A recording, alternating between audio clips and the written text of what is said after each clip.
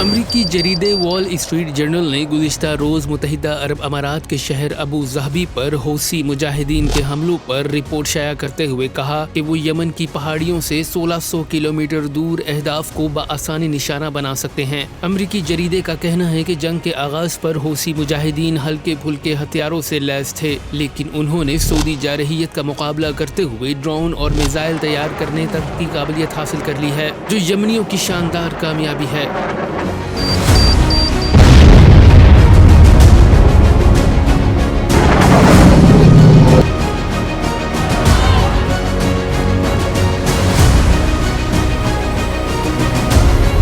امریکی جریدے نے مزید لکھا کہ اگرچہ یمنی پہلے بھی سعودی عرب اور امارات پر حملے کرتے رہے ہیں، لیکن یہ حملہ اتنا وسیع تھا کہ امارات کو اسے تسلیم کرنا ہی پڑا۔ واضح رہے کہ حوثی مجاہدین نے متحدہ عرب امارات کی جارحیت کے جواب میں ابو ظہبی کے چند مقامات پر حملہ کیا، اور اس حملے نے پیسے کے بلبوتے پر خریدی گئی طاقت و ٹیکنالوجی کی قلی کھول کر رکھ دی۔ حوثی مجاہدین کا یہ حملہ یمن جنگ کا رخ تبدیل کرنے والا حملہ سمجھا جا رہا ہے۔